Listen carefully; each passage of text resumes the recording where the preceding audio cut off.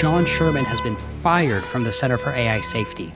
I repeat, John Sherman has been fired from the Center for AI Safety, where he was hired just 2 weeks ago. There was a stupid tweet quoting something he said on his podcast last year. Mark Andreessen retweeted it, and just like that, John Sherman was fired from the Center for AI Safety. I'll give you my analysis on this emergency episode of Doom Debates.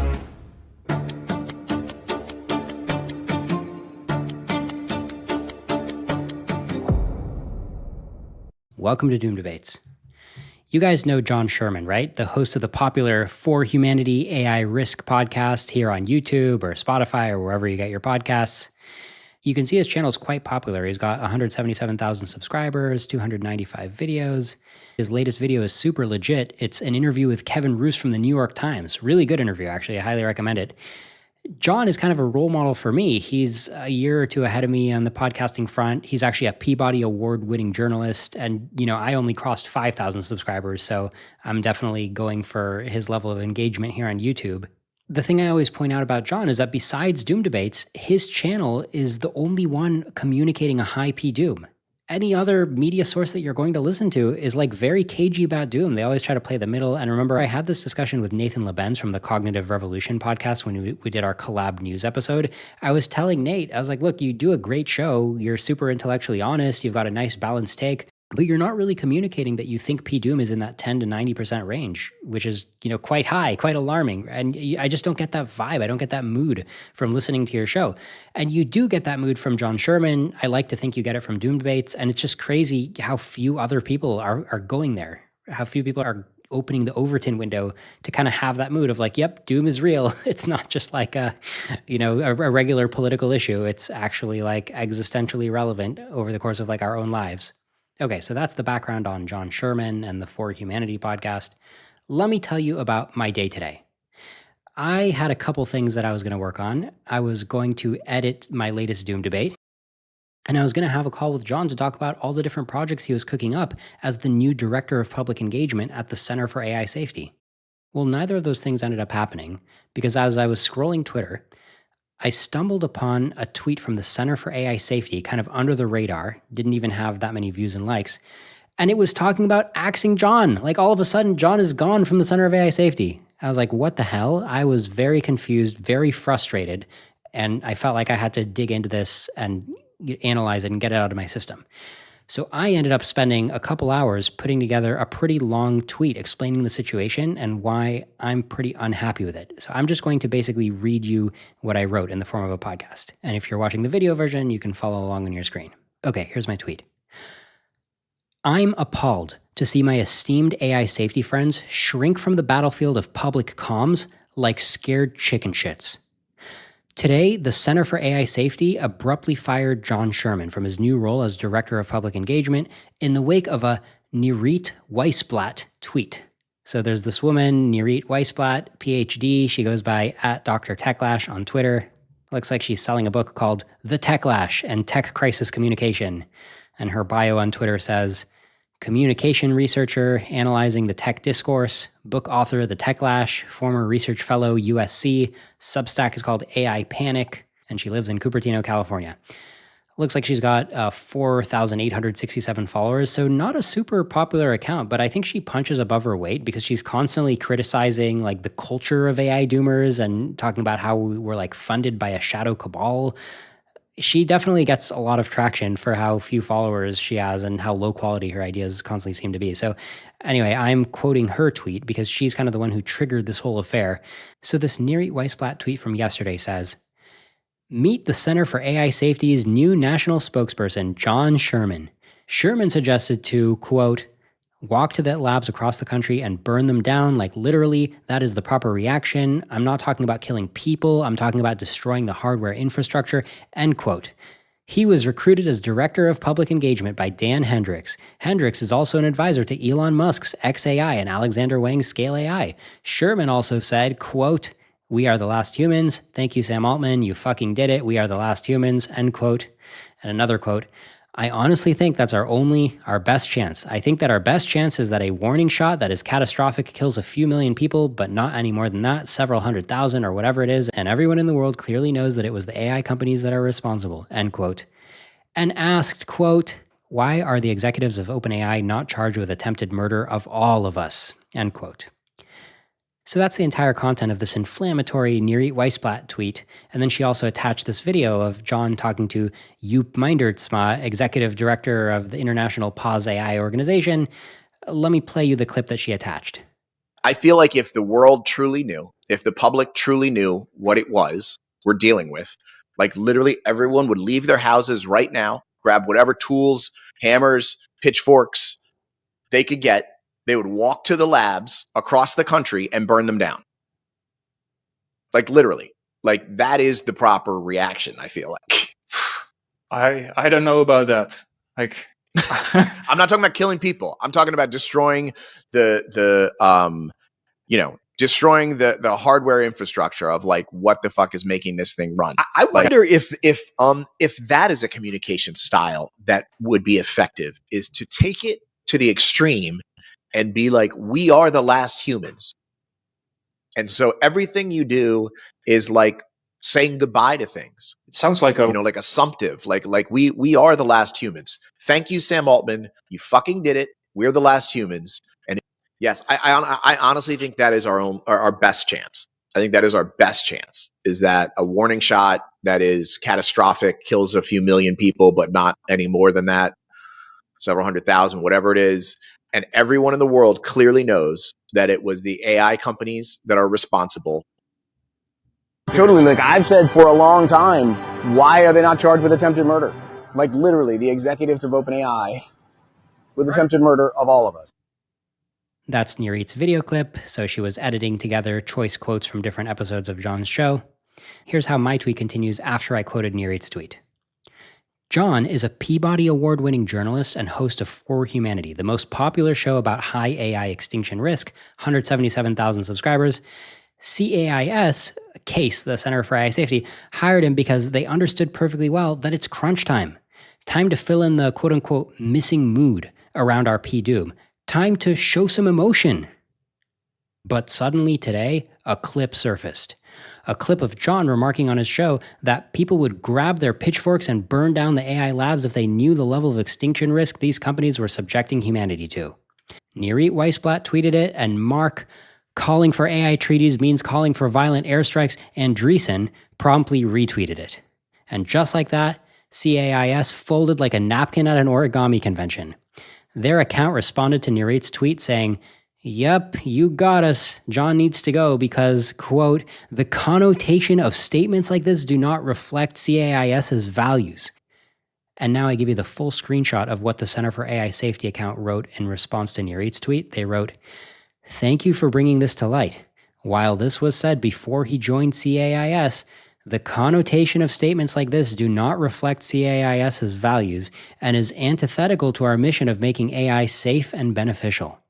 As a result, we'll be parting ways. John has shown professionalism while working at CAIS, and we wish him the best as he applies his talents to future endeavors." So that's all we have from the Center for AI Safety. And then my tweet continues, "What? Have you listened to a single For Humanity episode? John's connotation is that of a concerned dad wondering why people aren't rising up against those who would end the world. Those reckless tech cowboys who gamble away our future because they think building super intelligent AI is just the next step after building AI for showing Instagram ads. The missing mood that everyone else in our tribe studiously avoids, because God forbid the reckless fools holding the future-ruining Powerball turn around and label them extremists instead of squeaky clean neutral parties that everyone always holds in good standing. You recruited him because you realize this." To be clear, John's pitchfork statement is a totally reasonable hypothetical about people with a sufficiently high P-Doom from AI. It's like noticing gain-of-function research in the Wuhan lab and saying, if people knew what was happening here, they'd burn this place down. Turn on the cable news and you'll see on a regular basis pundits hypothesizing about when to bring out the pitchforks.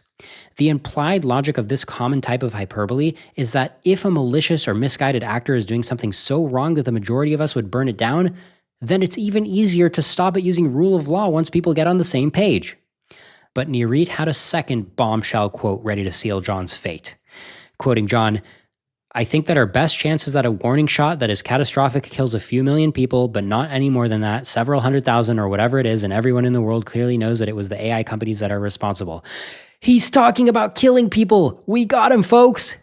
Wait, hold on. Didn't New York Times opinion columnist Ross Douthat just say this in an interview last week? And now I'm quoting Ross Douthat. In an odd way, if you want regulation, you want limits on AI, maybe you should be rooting for a scenario where some version of hallucination happens and causes a disaster, right? This is from a May 15th interview where Ross Douthat is interviewing Daniel Cocotelo. And then my tweet continues, better watch your back, Ross. Just kidding. Even the New York Times doesn't cancel people like that anymore. The EA/rationalist/AIX risk community has sadly taken this kind of paranoid self-policing to new heights.